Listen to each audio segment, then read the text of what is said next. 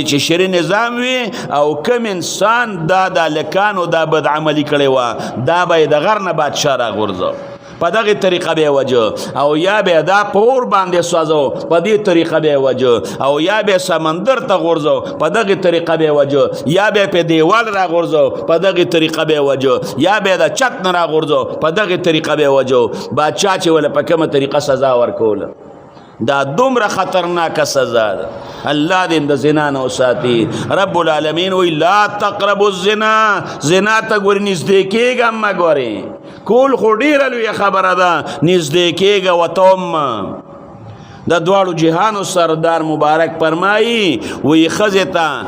دا رستو اندام د ډکو متیازو د ځای ته دوبر وایي ښځې ته په دوبر کې به نه راځي ګورئ سنگ سړی سره دا ناروا دغه رنګ که سړی خپلې ښځې سره دا ګناه کوي دغه هم ناروا چې سنگ د دې سزا ده دغه رنګ د هغې هم هغه سزا ده نو زنا کول خو پرېږده وایي رانږدې کېږه هم ورته مه رب العالمین دې ته موږ وساتي